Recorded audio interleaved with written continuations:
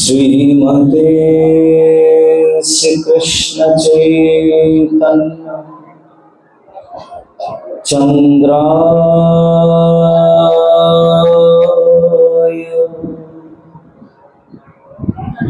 नमः।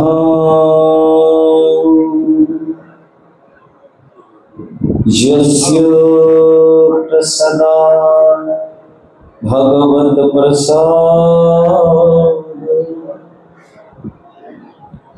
यस्य प्रसादात् न गति कुतयति ध्ययं स्तवंस्तस्य यशस्त्रिशन्धं वन्दे गुरो श्री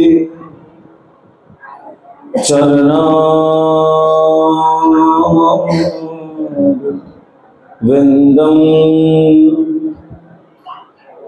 वन्देऽहं श्रीगुरो श्रीयुतपादकमलं श्रीगुरो वैष्णवांश्च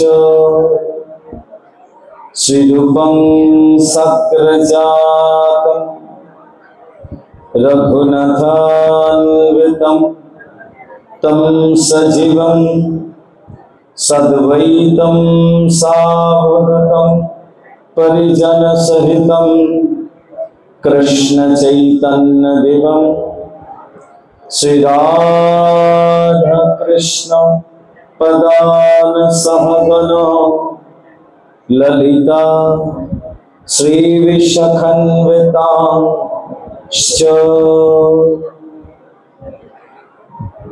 वागीशायस्य वादने लक्ष्मीर्यस्य च वक्षसि यस्यास्ते हृदये संविदितं निःसिंहमहं भजे। ध्येयं सदा परिभवग्नमभीष्टदोहं तीर्थास्पदं शिवविरिञ्चिनुतं शरण्यं भृत्यार्तिहं प्रणतपाल भवद्दिपुतं वन्दे महापुरुषते चरणारविन्दम्।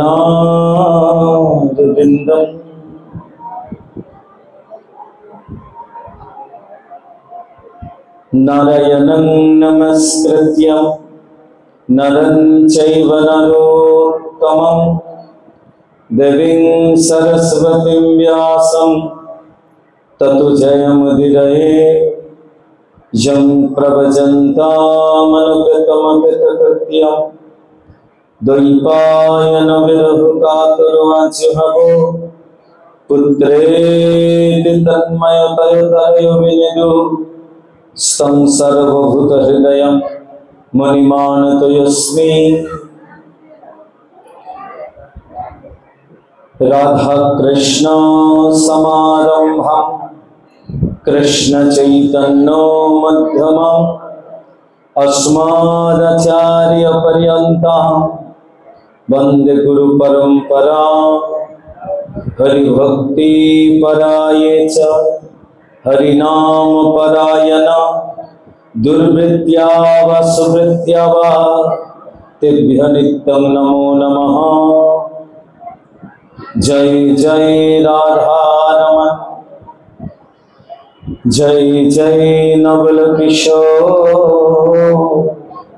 जय गोपी चितचोर प्रभु जय जय माखन चोर जय रूप सनातन भट्ट रघुनाथ जीव गोपाल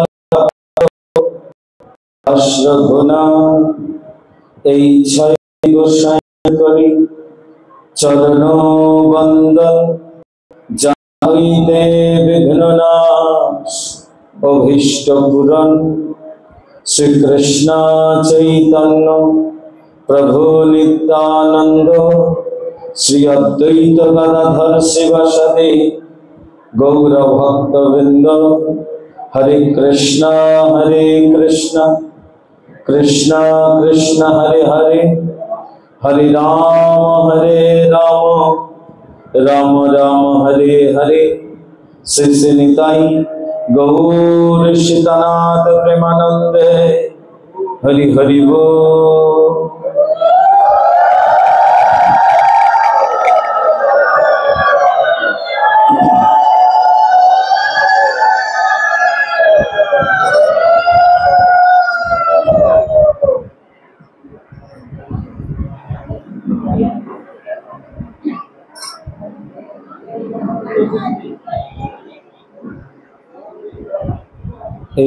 सब छाड़िया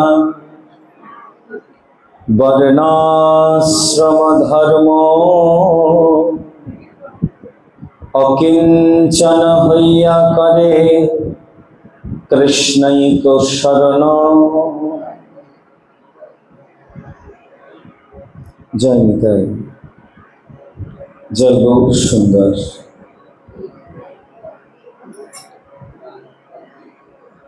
कलिजुग पावन अवतार परम करुण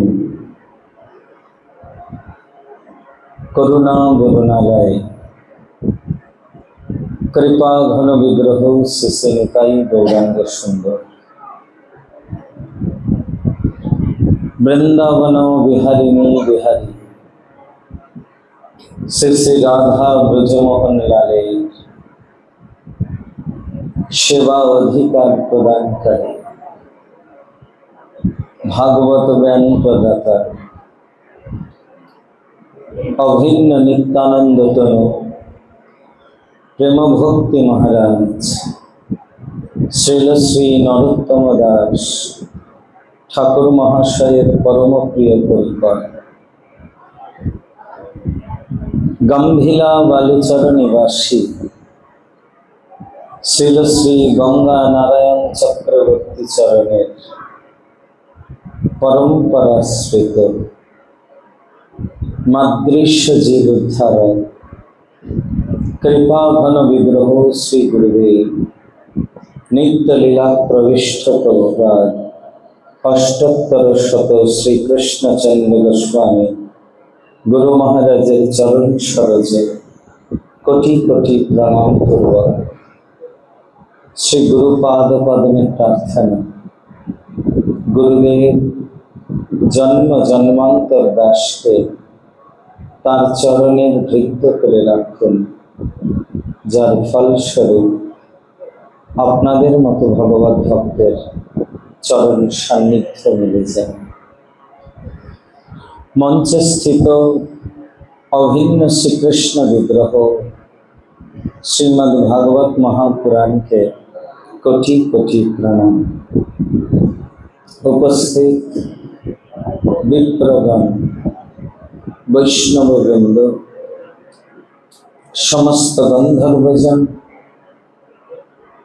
एवं आपनारा सबाई भाई बंधु मातृशक्ति प्रत्येकेर चरणाब्जे प्रणाम पूर्वक कृपा आशीर्वाद प्रार्थना बारंबार जय जय श्री निताई जय जय श्री गौर जय जय श्री राधे। परमानंदेर विषय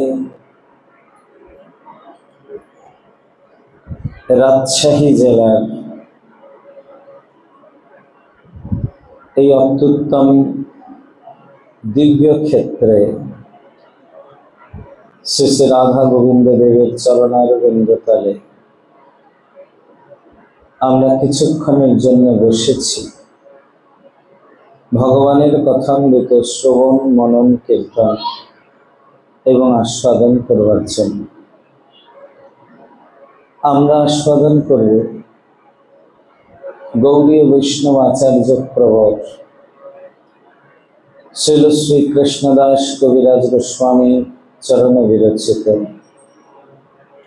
श्री श्री चैतन्य चरितामृते मध्य लीलार जे अंश সনাতন শিক্ষা নামে পরিচিত সেই অংশ হতে প্রারম্ভে সামান্য রূপে একটু বলি।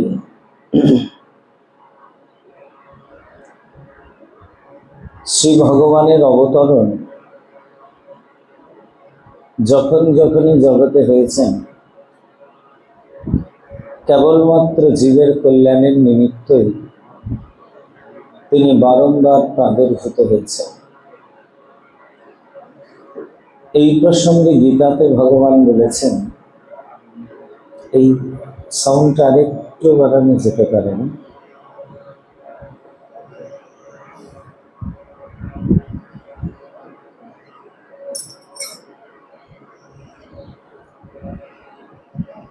পরিত্রাণায় সাধনায় বিনাশায় চ দুষ্কৃতম ধর্ম সংস্থাপনার্থায় সম্ভবয়ামি যুগে যুগে। ভগবানের অবতরণের মুখ্য কারণ ভগবান বলছেন সাধুদের পরিত্রাণ আর দুষ্কৃতিকারীদের বিনাশ। ভগবানের যত অবতরণ আছে তারা কিন্তু সাধুদের পরিত্রাণ এবং দুষ্কৃতিকারীদের বিনাশই সুসংগঠিত করেছে। তবে গৌরাঙ্গ ভগবানের যত অবতরণ তার মধ্যে বিশিষ্টজন, ইনি ভগবানের কৃপার মূর্তি। করুণায় বিগলিত এমন ভগবানের শ্রী বিগ্রহ এর পূর্বে এই ভূমণ্ডলে প্রাদুর্ভূত হন নাই। তিনি এমন কৃপাঘন শ্রী বিগ্রহ যে তিনি দুষ্টদের বিনাশ করেননি, বরং দুষ্টদের অন্তঃকরণে যাবতীয় দুষ্টামি, দুষ্টদের অন্তঃকরণের যত অসুরত্ব সেটাকে সম্পূর্ণরূপে দূরীভূত করে অসুরকেও তিনি সাধু বানিয়ে নবদ্বীপের রাজে হানিতায় হা গৌর বলে লুটপুটি খাইয়েছে। এটা এই বিশ্বব্রহ্মাণ্ডে পতিতোদ্ধার লীলার এক অভূতপূর্ব দৃষ্টান্ত।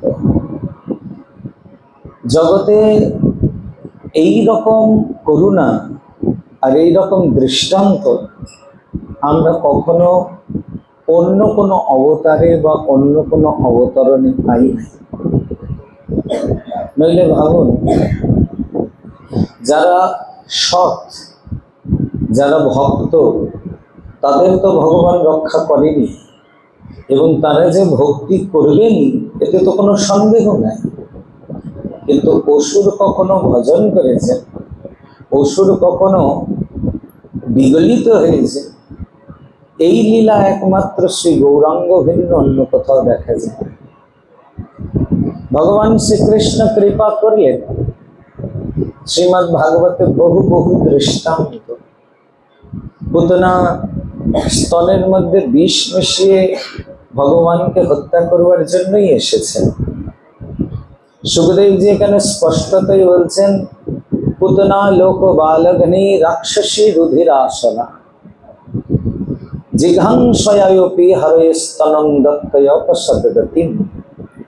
পুতনা তো রাক্ষসী ছিল মহারাজ, তিনি তো ভগবানকে ভালোবেসে আসেন নাই। জিঘাংসা শব্দের অর্থ হত্যা করবার ইচ্ছা। বাংলা ব্যাকরণেও যারা এক কথায় প্রকাশ করেছেন তারা জানেন জিঘাংসা শব্দের অর্থ হত্যার ইচ্ছা। তাহলে পুতনা ভালোবেসে আসেনি, ভগবানকে হত্যা করবেন বলে স্তনের মধ্যে বিষ মিশিয়ে এসেছেন। পুতনা এতটাই ক্রূর, এর জন্য এই অধ্যায়ের প্রারম্ভে সুখদেবজি বলছেন, কংসেন প্রহিতা ঘোরা পুতনা বালঘাতিনী শিশুম চশ্চার নিঘ্নন্তি পুরগ্রাম ব্রজাদিষু। এটা পুতনার স্বভাব। পুতনার স্বভাব কেমন? ঘোরা। ঘোর কেমন? ঘোর মানে অন্ধকার মহারাজ। আমরা অন্ধকার বোঝাতেই ঘন ঘোর অন্ধকার বলে থাকি। এই অন্ধকারের বিশেষণ। ভয়ঙ্কর। পুতনা এতটাই ভয়ঙ্করী, বালঘাতিনী। সচরাচর এই বিশ্ব ব্রহ্মাণ্ডে প্রত্যেক মানুষেরই ছোট ছোট বাচ্চা দেখলে আদর করতে ইচ্ছে করে, কোলে নিতে ইচ্ছা করে, কিন্তু পুতনা এতটা নিষ্ঠুর, ছোট বাচ্চা দেখলেই তার গলা টিপে রক্ত খেতে ইচ্ছে করে। এর জন্য এর বিশেষণ বালঘাতিনী, বালকদের হত্যাকারিণী।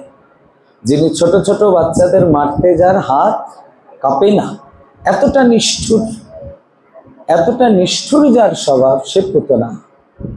অথচ এই পুতনা যখন ভগবানের কাছে এলেন, ভগবান এতটাই করুণাময়, ভাগবত বলছেন যে যেন তেন প্রকারেণ ভগবানের কাছে যাওয়া চাই।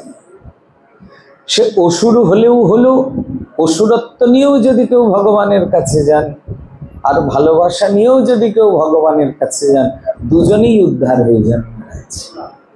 তবে এখন এখানে বিশিষ্টতা এই, শ্রীমদ্ ভাগবতের টিকাকারগণ, বিশেষত আমাদের আচার্য সনাতন গোস্বামী পাদ লঘুতোষণী টিকা রচনা করেছেন। আপনারা যদি কখনো শ্রীমদ্ ভাগবতের এই অধ্যায়ের লঘুতোষণী টিকা দেখেন, সেখানে সনাতন গোস্বামী পাদ সুন্দর করে দেখাচ্ছেন, আচ্ছা পুতনা রাক্ষসী রুধির আসনা, জিজ্ঞাসা করে ভগবানের কাছে এলো, ভগবান কিনা তাকে মাতৃগতি দিলেন, তাই তো? পুতনাকে মাতৃগতি দিলেন, এটা আমরা সবাই জানি। পুতনা মা হয়ে গেলেন। বেশ, এবার আমাদের আচার্য জিজ্ঞাসা করেছেন, ইনি কেমন মা হবে? যশোদার মতো, দেবকীর মতো, কার মতো মা হবে? বা বৃন্দাবনে তো অনেক মা আছে, শ্রীদামের মা, সুদামের মা, বসুদামের মাও বাৎসল্য প্রেমে গোপালকেই বেশি ভালোবাসে, নিজের সন্তানের থেকে অধিক প্রীতি করে। তাহলে এই সব মায়েদের যে বাৎসল্য, সেটা কি পুতনার প্রাপ্তি হবে? বলে পুতনা এমন মা হবেন না মহারাজ। পুতনাকে গোবিন্দ বৈকুণ্ঠের মাতৃপদ দিয়েছেন। এখানে পুতনা বৈকুণ্ঠের মা। বৈকুণ্ঠের মা কেমন? বাংলায় একটা প্রবাদ শুনেছেন না, নামেই তালপুকুর, ঘটি ডোবে না। তার মানে তালপুকুর শুনে কেউ হয়তো মনে করলো বিরাট পুকুর হবে, খুব সাঁতার কাটবো, এই গরমে হাঁসফাঁস করছি বাবা, গিয়ে অনেক ডুব দেবো, কিন্তু গিয়ে দেখলে একটা ঘটি ডোবানো মুশকিল। তার মানে তার তালপুকুর নামটা নিরর্থক হয়। ঠিক তেমনি পুতনা নামে মাত্রই মাতৃপদ পেলেন, বৈকুণ্ঠের মাতৃপদ। আর বৈকুণ্ঠে ভগবানের চির ঐশ্বর্য বিরাজমান। সেখানে পুতনা চাইলেও মা হয়ে তো যশোদার মতন কান বলতে পারবে না, শাসন করতে পারবে না, তর্জন গর্জন করতে পারবে না। বাৎসল্যের যেটা প্রধান উপকরণ, শাসন, ভৎসন, তারণ, লালন, এটা কিন্তু পুতনার প্রাপ্তি হবে না। পুত্রা শুধু মাতৃপদ পেয়ে বসে থাকে। এর জন্য আমাদের কবিরাজ গোস্বামীর কলম, কৃষ্ণ প্রাপ্তির উপায় বহুবিধ হয়, প্রাপ্তির তারতম্য বহুত আছয়, যার যেই ভাব সেই সর্বোত্তম, তটস্থ হইয়া বিচারিলে আছে তার তম। সবাই সমান গতি পাবে না মহারাজ। অসুর রাক্ষসী পুতনাও যদি যশোদার মতো মা হয়ে যায়, তাহলে যশোদার মতন মায়ের কি গতি হবে? যশোদা যে এত ভালোবাসলেন, তারও যদি ওই গতি আর পুতনারও একই গতি, তাহলে তো ভগবান যথাযথ বিচারকারী হতে পারবেন না। সবার সমান গতি হয় না। পুতনা রাক্ষসী, তার রাক্ষসী চিতই গতি হবে। যদ্যপি তিনি ভগবানের চরণে এলেন, এই যে ভগবত দর্শন বা ভগবত চরণ স্পর্শ, এটাই জীবের মুক্তি মহারাজ।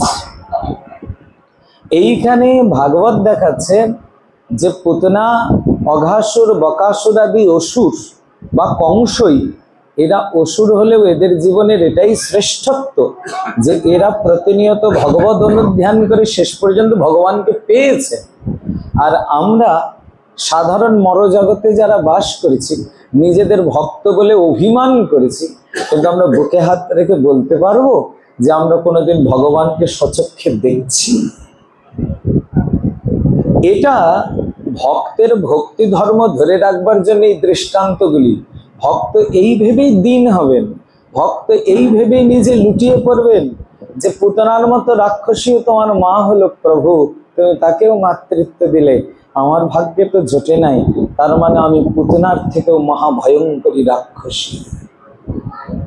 তুমি হীরার মতন বেশ্যাকেও তোমার চরণ গতি দিয়েছ, কিন্তু হে নাথ, আমার চিত্ত হয়তো তার থেকেও বড় পতিতা, তার জন্য এখনো তোমার নাম প্রেমে আমার রুচি হয়নি। তুমি জগাই মাধাইয়ের মতন অধমকেও নবদ্বীপের রজে হা গৌর হা নিতাই বলে কাঁদিয়েছ, কিন্তু আমার চিত্ত তো এখনো হা গৌর হা নিতাই বলে কাঁদে না, তার মানে আমি জগাই মাধাইয়ের থেকেও বড় পাপিষ্ঠ। ভক্ত তার ভক্তি ধর্মে এর জন্যই উদ্ধত হতে পারেন না, ভক্ত প্রতিনিয়ত দিন হয়ে যান, আমার কেন হলো না, আমি কেন পেলাম না, তারা পেয়ে গেল আমার হলো না, তার মানে আমি আরো নিকৃষ্ট, আমার কবে হবে? এ নাথ, তুমি কি কোনোদিন আমাকে করুণা করবে? ভক্তের এই দীনতা। খুব সুন্দর দৃষ্টান্ত শ্রীমদ্ ভাগবতের সপ্তম স্কন্ধে। নরসিংহ ভগবান প্রহ্লাদজিকে কৃপা করবার জন্য প্রকট হয়ে গেছে। এবার নৃসিংহদেব প্রকট হয়ে গেছেন মানে প্রহ্লাদের সিদ্ধি প্রাপ্তি হয়ে গেছে, হিরণ্যকশিপু বধ হয়ে গেল। প্রহ্লাদ স্তুতি করলেন ভগবানের, নৃসিংহদেব তো বড় প্রসন্ন মুদ্রায় বলছেন, প্রহ্লাদ, আহা, এই সুকুমার বয়সে তুমি এত ভালোবেসেছ আমায়, তোমার পিতা এত বড় অসুর তোমায় কত নিগ্রহ করেছে, তবু সেখানে তুমি বিচলিত না হয়ে আমার চরণে তুমি নিবিষ্ট চিত্তে থেকেছ, তোমার এই নিবিষ্টতা আমাকে খুব মুগ্ধ করেছে, আমি তোমায় বরদান করব। আমার মতন লোক হলে না বগল বাজিয়ে নাচতে শুরু করতাম, যা ঠাকুর বরদান দেবে, বিরাট প্রাপ্তি হচ্ছে। প্রহ্লাদের চিন্ত কিন্তু আনন্দে উদ্ভাসিত হলো না। প্রহ্লাদ শোনা মাত্রই ভগবান নরসিংহদেবের চরণ ধরে কাঁদতে শুরু করলেন। কাঁদতে কাঁদতে বলছেন, ঠাকুর, আমি দানব কুলোদ্ভব বলে আমার প্রতি এত অবজ্ঞা, এত অবিচার। নৃসিংহ ভগবান বলছেন, এসব কি বলছো প্রহ্লাদ?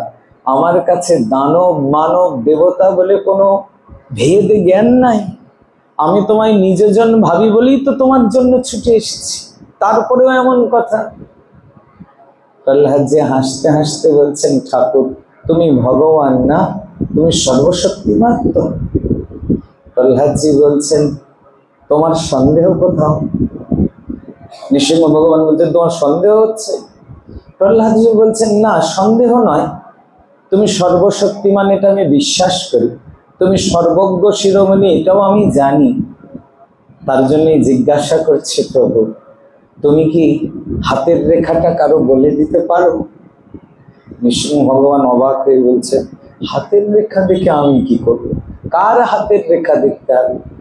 প্রহ্লাদজি নিজের হস্ত প্রসারণ করে নৃসিংহদেবের সামনে বলছেন, প্রভু, একবার আমার হস্তরেখাটা বিচার করে বলবে, আমার হাতের রেখার কি কোথাও এতটুকুনো লেখা নাই যে আমি কোনো জন্মে তোমার শুদ্ধ ভক্ত হতে পারবো? নৃসিংহদেব বলছেন, প্রহ্লাদ, তুমি আমার ভক্ত বলেই আমায় দেখছো, আমি তোমার সামনে প্রকট হয়েছি, আর তুমি বলছো শুদ্ধ ভক্ত, এ কেমন কথা? প্রহ্লাদজি বলছেন, না, আমি যদি তোমার শুদ্ধ ভক্ত হব, তাহলে তুমি তোমার ওই চরণ গতি না দিয়ে আমায় বরদান করবার লোভ কেন দেখাচ্ছ? আমি তো বর চাইনি, আমি তো ভালোবেসেছি তোমায়, আর আমার ভালোবাসার বিনিময়ে কোনো চাওয়া পাওয়া নেই ঠাকুর। যে চাওয়া পাওয়ার জন্য তোমার চরণ মাঝে 900 ভক্ত সবই বণিক, তারা তো ভক্ত নয়, তারা তো বণিক। আমি তো বণিক হতে চাই না ঠাকুর, আমি তো তোমার ভক্ত হতে এসেছি, তাহলে আমায় চাওয়া পাওয়ার লোক দেখাচ্ছ? জানো, আমি জাতিতে অসুর, আমাদের অনেক কামনা বাসনা, আমরা আমাদের সেই কামনা বাসনাকে প্রদমিত করতে পারি না। অহোভাগ্য আমার যে তোমার ভক্ত দেবর্ষি নারদ আমাকে মাতৃগর্ভে কৃপা করেছিলেন, তাঁরই কৃপা কটাক্ষে আমি কামনা ভুলে তোমায় ভালোবেসেছি, আর তোমায় ভালোবেসেছি কেবলমাত্র তোমায় পাওয়ার জন্য, আর অন্য কোনো ইচ্ছা আমার চিত্তে নাই। অন্য কোনোই কামনা নাই। কারণ যারা চায় তারা বণিক, তারা ভক্ত কি করে? আমি একটু ভক্ত হতে চাই। নৃসিংহ ভগবান স্তব্ধ হয়ে গেলেন। খানিক বাদে বলছেন, প্রহ্লাদ, আমি তো কোনোদিন আমার কোনো ভক্তকে কিছু দিতে পারি নাই, অন্তত তোমায় কিছু দিতে চাইছি। আমি চাইছি দেব, তুমি নাও। এতে তোমার কামনা জনিত দোষ হবে না। আমি দিতে চাইছি, তুমি নাও না, কিছু তো চাও। প্রহ্লাদজি বলছেন, সত্যি দেবে আমি যা চাইব? ভগবান বলছেন, আরে আমি বাঞ্ছা কল্পতরু নামে জগতে বিখ্যাত। আজ পর্যন্ত এমন কোনোদিন হয়েছে আমার কাছে কেউ কিছু চেয়েছে পাইনি? প্রহ্লাদজি বলছেন, তাও বটে, তুমি বাঞ্ছা কল্পতরু, তাই তুমি আমাকে নিশ্চিত আমার অভীষ্ট প্রদান করবে। তাই হে নাথ, তুমি যদি সত্যি আমায় বরদান করতে চাও তাহলে আমায় এই বরদান করো। কি চাইলেন প্রহ্লাদজি? প্রহ্লাদজি বলছেন, নাথ, তুমি আমায় বর দিলে এই বর দাও যেন আমার কোনো জন্মে, কোনো কালে, কোনো ক্ষণেও আমার কিছু প্রয়োজন, আমার কিছু চাই, এই কামনাটাই কোনোদিন না উৎপন্ন হয়। আমার যেন কোনোদিন চাইতে হবে এরকম কামনা আমার আসেই না কোনোদিন। কারণ ভক্তি এমন ধর্ম মহারাজ, ভক্তির স্বভাবই সম্পূর্ণ কামনার নিবৃত্তি। ভগবান তার ভক্তকে দিতে চাইছেন, ভক্ত দিচ্ছেন না, এটা ভক্তি। আর আমরা তো চাওয়া পাওয়ার দাস মহারাজ, নিজেদের ভক্ত বলে অভিমান করছি। কোথায় ভক্ত আমি? ভক্ত শ্রীবাস পণ্ডিত, যার অঙ্গনে মহাপ্রভু এমন হরিনাম সংকীর্তনের ধ্বনি তুলেছেন, গৌর অঙ্গনে নিত্য কীর্তন করছেন। আর শ্রীবাসের পুত্র মারা গেছে, একমাত্র ছেলে। বুকে হাত দিয়ে বিচার করুন, আমাদের বাড়িতে যদি কীর্তন হয় আর আমাদের ছেলে যদি মারা যায়, ওই কীর্তন আর আমরা করাবো? কোনোদিন ওই কীর্তন আর চলবে? হয়তো এমন বাড়িতে নিয়ম হয়ে যাবে আর কোনোদিন যেন বাড়িতে কীর্তন না হয়, এসব অশুভ লক্ষণ। কীর্তন হলেই বাড়িতে মানুষ মরে যায়। আর শ্রীবাস পণ্ডিতের বলিহারি মা মালিনীর কাছে এলেন। কি ব্যাপার, কিসের কান্না? মালিনী মার বুক ফেটে যাচ্ছে। মা তো কেঁদে বলছেন, আমাদের বড় সর্বনাশ হয়ে গেল। শ্রীবাসের দৃঢ়তা অসম্ভব। আমার অঙ্গনে মঙ্গল নিধি মঙ্গল আয়তন ভগবান নর্তন করেছেন, আমার অমঙ্গল হতেই পারে না, কিছুতেই হতে পারে না। ভক্তের বিশ্বাস, কিসের অমঙ্গল? মালিনী মা বলছেন, তুমি বুঝতে পারছো না, আমাদের একমাত্র ছেলে মারা গেছে। আমি হলে হয়তো ফিট হয়ে পড়ে যেতাম, নয় শোকে উন্মত্ত হয়ে যেতাম, পাগল হয়ে যেতাম। শ্রীবাসের এতটুকুন চিত্ত বিচলিত হলো না মহারাজ। শ্রীবাস বললেন, মালিনী কি বলছো? ছেলে মারা গেছে? আরে ছেলের সৌভাগ্য, অঙ্গনে আমার ভগবান গৌর কীর্তন করেছেন, নাচছেন। তার কীর্তন নর্তন দেখতে দেখতে আমার ছেলে যদি গৌরের চরণে প্রাণ দেয় তাহলে পুত্রের সৌভাগ্য। একবার ভেবেছো আমাদের এমন দিন আসবে যে গৌর অঙ্গনে নর্তন কীর্তন করবো, আমরা হা গৌর বলে গৌর চরণে প্রাণ দেব? তো পুত্রের সৌভাগ্য প্রাপ্তি হয়েছে, তার জন্য গৌরাঙ্গের কীর্তন কেন বন্ধ? কি অদ্ভুত দৃঢ়তা! মহাপ্রভু যখন অঙ্গনে নেমে এলেন না, শ্রীবাসকে বলছেন, শ্রীবাস কোনো দুর্ঘটনা বলে অসম্ভব, তুমি আছো আনন্দ নিধি মঙ্গল নিধি, আমার কোনো অমঙ্গল, কিছু অমঙ্গল হয়। ভক্তরা বলছেন শ্রীবাসের পুত্র মারা গেছে, ভগবান ছুটে এসেছে। শ্রীবাস একবারও বলল না যে আমার মরা ছেলেটাকে একটু বাঁচিয়ে দাও ঠাকুর, তুমি তো ভগবান, তুমি সব পারো। এইটুকুনো চাইনি। তাহলে বুঝতে পারছেন ভক্ত মানে কি? ভক্ত মানে যার অন্তঃকরণে এতটুকুনো কৃষ্ণ ভক্তি ভিন্ন অন্য কোনো বাঞ্ছা নেই। কৈতব শব্দে কহি আত্মবঞ্চনা, কৃষ্ণ কৃষ্ণ ভক্তি বিনা অন্য কামনা। ভগবত ভক্ত তার ভক্তি ধর্মে কিচ্ছু চায় না ভগবানের কাছে। বুঝতে পারছেন, মরা পুত্রেরও প্রাণদান চায় না। তার মানে অন্য কোনো আশা আছে? অন্য কোনো অভিলাষ থাকবে? থাকবে না। এর জন্যই রূপ গোস্বামী পাদ শ্লোক দিলেন ভক্তির, কন্যাভিলাষিতা শূন্যম জ্ঞান কর্মার্থনাবৃতম আনুকূল্যেন কৃষ্ণানুশীলনম ভক্তির উত্তমা। শ্লোকটা যত সহজে উচ্চারণ করলাম, শ্লোকের বাংলা বঙ্গানুবাদটাও যত সহজে বলবো, পালন করাটা কিন্তু ততটাই কঠিন। কন্যাভিলাষিতা শূন্যম শব্দে চিত্তের মধ্যে আর অন্য কোনো অভিলাষই থাকবে না। আমি তো পারি না, আমার এখনো সংসারের সুখ দুঃখে বিচলিত অবস্থা আসে। এখনো আমি সংসারের কারো একটু সামান্য অসুস্থতা দেখলেই বিচলিত হয়ে যাই, ঘাবড়েই যাই। এখনো আমার মনের মধ্যে লাভ ক্ষতি, মান অপমান, জয় পরাজয়ের দ্বন্দ্ব আছে মহারাজ। যতক্ষণ চিত্তের মধ্যে এইসব দ্বন্দ্ব থাকবে, যতক্ষণ চিত্তের মধ্যে এইসব বাঞ্ছা থাকবে, ততক্ষণ ভক্তি হয়নি জানতে হবে। ভক্তি কখন হয়েছে উপলব্ধি করতে হবে, যখন সাধক প্রত্যেক দিন নিজেকে সব থেকে দিন ভাবতে শুরু করেছে, আমার মতন অধমা কেউ নাই, আমার প্রতি প্রভুর দয়া হলো না, সারা জগৎ চরাচর প্রভুর কৃপা হলো, আমি কেন বঞ্চিত নাথ, আমার কবে দয়া হবে। ভক্ত প্রতিনিয়ত দীনতায় বিগলিত হয়ে ভগবৎ পাদ পদ্মে নিজেকে সমর্পিত করে দেবে, তখন জানবেন ভক্তি মহারানীর কৃপা হয়ে গেছে। আর যখন একটু সামান্য মালা তিলক করার পরে অভিমান শুরু হয়ে গেল, আমি ভক্ত হয়ে গেছি, আমার মতন কেউ নিষ্ঠা নাই, আমার মতন কেউ করতে পারবে না, আমি ওগুলো যাত্রার ভরা ছোঁয়ার মধ্যে থাকি না, আমি সবার থেকে শ্রেষ্ঠ। এই যে বৈষ্ণবদের মধ্যে এত ছুট মার্গ, যা নিয়ে সারা বিশ্ব ব্রহ্মাণ্ডের অন্যান্য সব সম্প্রদায় খুব সমালোচনা করেন। দেখবেন স্বামী বিবেকানন্দ পর্যন্ত বৈষ্ণবদের সমালোচনা করে বলেছেন, বৈষ্ণবেরা তো ধর্মটাকে রান্নাঘরেই পুরে রেখেছে। এমনও কথা বলেন, এর হাতে খাই না, ওর হাতে ধরি না, ওর হাতে ছুঁই না।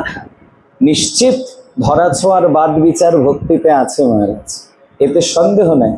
কিন্তু আমারই গুরু ভাই, সে যদি প্রসাদ ভোজি হয়, তার হাতে খেলে আমার জাত যাবে? যেখানে আমার গুরু ভাই, সে নিত্য ভোগ লাগায়, আমার গুরুদেবকে তো ভোগ লাগায়, সে পরম্পরায় তো গুরুদেবকে খাওয়াচ্ছে। যখন তার হাতে আমার সাক্ষাৎ শ্রী গুরুদেব প্রসাদ পাচ্ছেন, সেখানে আমি যদি তার হাতে খাই, আমার ধর্ম নষ্ট হবে। এটা তখন ছোঁয়াছুঁয়ির বারবারন্ত হয়ে গেল। নৈষ্ঠিক ভজন মানে এটা নিষ্ঠা নয়। নৈষ্ঠিক ভজন মানে হনুমানজির মতো নিষ্ঠা, কারো মর্যাদা লঙ্ঘন করা নয়, কাউকে হেয় জ্ঞান করা নয়, কাউকে ছোট ক্ষুদ্র জ্ঞান করা নয়।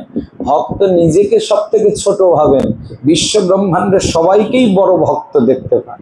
যখন আমার দৃষ্টিতে এমন আসবে আমি সব থেকে নীচ, আমি সব থেকে অধম, আর সবাই আমার প্রণম্য, তখন জানবেন ভক্তি মহারানীর কিঞ্চিৎ কৃপা হচ্ছে, খানিকটা কৃপা হচ্ছে। আর যখন আমি সবাইকে নিজের থেকে ছোট বলে মনে করে, তুই ছুবি না, তুই ছুলে আমি খাবো না, তুই ধরলে আমি নিব না, তুই আসলে আমি যাব না, ইত্যাদি ইত্যাদি ভেদ বিবাদ বিসম্বাদ উৎপন্ন হয়, তার মানে বুঝতে আমি ভক্ত হইনি, আমি অসুরদের মতন দলাদলি শিখেছি। দলাদলি তো অসুরের ধর্ম মহারাজ, ভক্তের ধর্ম তো দলাদলি নয়। তাহলে ভক্তের ধর্ম যখন দলাদলি নয়, আমরা যখন কপালে তিলক দিয়েও গলায় কঞ্চি দিয়েও যখন দলাদলি করছি, তখন আমি কি ভক্ত হলাম? না, আমি অসুর। কারণ বিবেচনা করে দেখেন, অসুরেরা কম সাধন করে নাই। হিরণ্যাক্ষ হিরণ্যকশিপুর ভজনের কথা, সাধনের কথা ভাগবতে বর্ণনা আছে। কত কত তপস্যা করেছেন মহারাজ, বাপরে বাপ। হিরণ্যকশিপুর সারা শরীরের উপর শক্তপোক্ত বল্মিকের স্তূপ উঠে গেছে। হিরণ্যকশিপুর সারা শরীরে মজ্জা মাংস কিচ্ছু নাই, শুধু হাড় কটা ছিল মাত্র। আর সেখান থেকেই ব্রহ্মণী নমঃ শব্দ বিধ্বনিত হচ্ছে। হাজার হাজার বছর ধরে বল্মিকের স্তূপের মধ্যে থেকে তপস্যা করেছে, শরীরের মধ্যে মজ্জা মাংস নেই। এইরকম তপস্যা আমরা কোনোদিন করতে পারবো বলে ভাবতেও পারি, কল্পনাও করতে পারি? এই গরমের মধ্যে নির্জল একাদশী কদিন আগেই গেল মহারাজ, অন্যের কথা ছেড়েই দিন। আমারই এমন অ্যাসিডিটির দোষ হয়ে গেছে, আমি আর ভুলেও নির্জল একাদশীতে নির্জল করার দুঃসাহসই করলাম না, আমি করি। একাদশী যদ্যপি নির্জল, আমার দুঃসাহসই হলো না যে আমি নির্জল করি। ভেবে নিলাম এত গরমের মধ্যে বাবারে বাবা, নির্জল করলে আরো ডিহাইড্রেশন হবে, ফের আরো অ্যাসিডিটি হবে, আরো সমস্যা হয়ে যাবে। তার থেকে বরং ভালো থাকি, সুস্থ থাকি, সেই ভালো খেয়ে দিয়েই থাকি, ওই ভালো।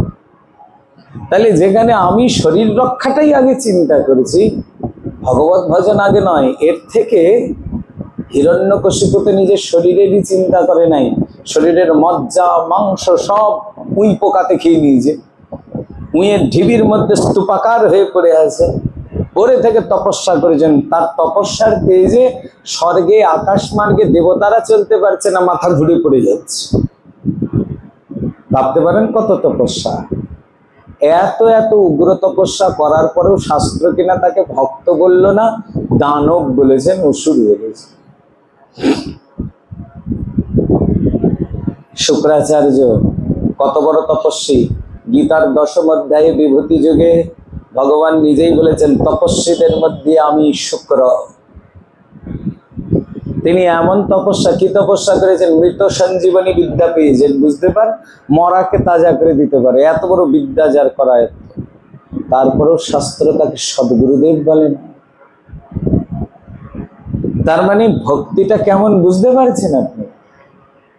মানে আমি এই প্রসঙ্গগুলি এর জন্যই তুলছি, কারণ যেই প্রসঙ্গে আমরা যেতে চাইছি সেগুলিতে যেতে গেলে আগে এটা সম্পর্কে ধারণা হওয়া চাই। ভক্তের ভক্তি জীবনটা কেমন। আমরা যেমন সামান্যই একটু কিছু করেই মনে করে যাচ্ছি যে ভক্ত হয়ে গেলাম, না। ভক্ত বলে আমায় কে স্বীকৃতি দিয়েছে? এখন যদি ভক্ত হয়েই যেতাম তাহলে তো আমার কীর্তনেও, যেমন মীরার কীর্তনে ভগবান এসে গেছেন, আমার কীর্তনেও ভগবান আসতো। কই আমি গলা ফাটিয়ে কীর্তন করলে আমার শুধু গলাই ভেঙে যায়, ফের ওষুধ খেয়ে গলা ঠিক করতে হয়। আমার তো মীরার মতন অবস্থা নয়, সুরদাসের মতো অবস্থান। তাহলে আমি কীর্তনিয়া হয়েও ভগবত প্রাপ্ত করবার মতন কিছু হই নাই। সুখদেবজির ভাগবত কথা মহারাজ পরীক্ষিতকে উদ্ধার করে দিয়ে সাক্ষাৎ ভগবত গতি দিয়েছেন। মানে সুখদেবের কি গতি আছে তাহলে বুঝতেই পারছেন। যার কথা শুনে জগতের অন্য সবার উদ্ধার হয়ে যায়, তার মানে তিনি কি আর পড়ে আছেন? তিনি নিজে মুক্ত শিরোমণি, পরমহংস চূড়ামণি বলা হচ্ছে তাই। হ্যাঁ, অথচ আমি ভাগবত কথা বলতে বলতে আমার কথা শুনে না কারো কল্যাণ ছেড়ে দিন, আমি নিজেই পরিবর্তন হতে পারি। আমরা একটা কবিতা পড়েছিলাম, আমাদের ভারতবর্ষের সিলেবাসে তখন এই কবিতাটা ভুক্ত ছিল।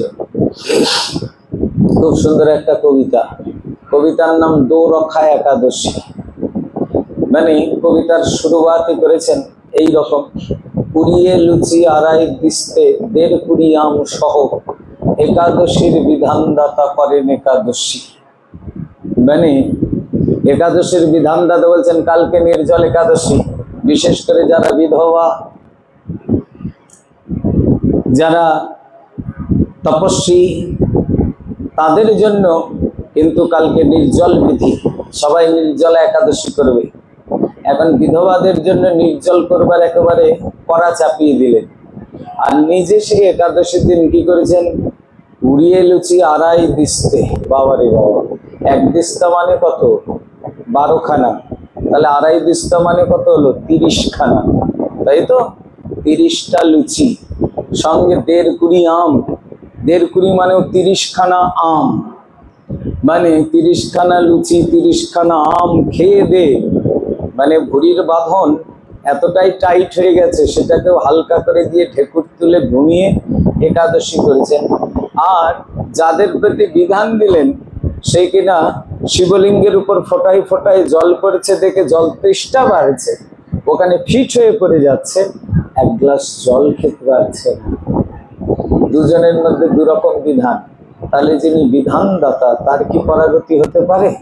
আর তার বিধানে যিনি যাবেন তার কি কখনো কল্যাণ হবে? হবে না। এখানে বিধানদাতা যিনি, তাকেও যেমন পরিবর্তিত হতে হবে, তাহলে তার বিধানের দ্বারা জগৎ পরিবর্তিত হবে, তাছাড়া হবে না। এর জন্য মহাপ্রভুর প্রেম ধর্মে নিজে আচরি ধর্ম জীবের শেখায়। এই জন্য ভক্তি ধর্মটা এতটাই কঠিন জানেন, শুনতে ভক্তি অনেক সোজা, কিন্তু রূপ গোস্বামীর এই শ্লোকটা যদি আপনারা কখনো আলোকপাত করেন, অন্যাভিলাষিতা শূন্যম জ্ঞান কর্মাত্মনাবৃতম আনুকূল্যেন কৃষ্ণানুশীলনম ভক্তিরুত্তম, তখন হারে হারে উপলব্ধি হয়ে যাবে, ওরে বাবা রে বাবা, ভক্তি আর এই জন্মে হলো না। কারণ চিত্তের মধ্যে অন্য অভিলাষ তো থাকছে, কিছু না কিছু তো অন্য অভিলাষ হচ্ছে, তাহলে কি করে ভক্তি হবে? তখন ভক্তি ধর্ম চিরবঞ্চিত হয়ে যাচ্ছে। তবে এটাই ভক্তের দীনতা সুসম্পন্ন করতে সাহায্য করে। ভক্ত যত মনে করবে আমার কিছু হলো না, তত ভক্ত অহংকারের শাখা প্রশাখা ছেটে যাবে, আর তখন তিনি অহংকার থেকে নিপতিত হয়ে দীন হতে পারবেন। এই জন্য ভক্তের সর্বপ্রথমই প্রয়োজন তোমার কিচ্ছু হয়নি এটাই বুঝো। এই জন্য দেখবেন আমি বাস্তবিক আমার জীবনে শ্রী গুরুদেবকে দেখেছি। গুরুদেব কোনো দিন কোনো কালে, আপনারাও যারা শ্রী গুরুদেবের সঙ্গ সান্নিধ্য পেয়েছেন দেখবেন, কোনোদিন কোনো শিষ্যের এমনকি কোনো ভক্তের সামনে কোনো দিন একটা সুনাম করে, বরং এতই রুদ্রমূর্তি হয়ে থাকতেন, সবাই দিকে তটস্থ হয়ে থাকতো, এই বুঝি কি হলো। আর সমস্যা হয় কি, ওই যেখানে বাঘের ভয় সেখানেই সন্ধ্যা হয়, আর যেখানে ভয় বেশি সেখানে ভুলও বেশি হয়ে যায়। মানে ভুল না করার হলেও ওখানেই ভুল, আর ভুল হওয়া মাত্রই বেদম গাল। ছোটবেলায় মাঝে মাঝে ভাবতাম, বাবা এত বকাবকি করে কেন, একটু তো ভালোবেসে বলতেই পারে। এখন মাঝে মাঝে উপলব্ধি হয় মহারাজ, ভালোবাসাটা তো তার ছিলই, ওই বকাটার মধ্যে যে কত বড় ভালোবাসা আছে সেটা এখন মস্তক থেকে সেই বটবৃক্ষ চলে যাওয়ার ফলস্বরূপ উপলব্ধি হয়। তবে ওই বকাটা যদি না হতো তাহলে চিত্তের সংশোধন হতো না, কারণ আত্মপ্রশংসা মানুষের আত্মহত্যার সমান মহারাজ, অভিমানী হয়ে যেতাম। তখন ওই অভিমানটা হয়ে গেলে তখন আর ভজন হতো না। যত গাল খেত তত বেশি বেশি তাদের জীবন মার্জিত হয়েছে। জীবনে ভেবে দেখেন, যারা যারা গুরুদেবের গাল খেয়েছে, যারা যারা দু চারটে চর থাপ্পড় খেয়েছে, তাদের জীবন তো পরিবর্তন হয়ে গেছে, তাদের জীবন তো কৃতকৃত্য হয়ে গেছে, ধন্য হয়ে গেছে। কারণ মহতের কৃপাই, মহতের কৃপা এমন ভাবে আমাদের উপর বর্ষিত হয় আমরা বুঝতেই পারি না। এর জন্য ভক্তি ধর্ম সম্পর্কে শ্রীমদ্ ভাগবত বলছেন, নিজের প্রচেষ্টায় ভক্তি হবে না। ভক্তি লাভ করতে যারা ইচ্ছুক তারা কিন্তু নিজের প্রচেষ্টাতে ভক্তি পাবে না। বা যদি কেউ মনে করে আমি আমার পুণ্য বলে ভক্তি পাবো, অনেক সময় আমরা অনেককে বলেও থাকি, বাপরে পূর্বজন্মের স্বীকৃতি আছে গো, এত তাড়াতাড়ি ভক্তি হয়ে গেছে। বাস্তবিক কি পূর্বজন্মের স্বীকৃতিতে ভক্তি হয়?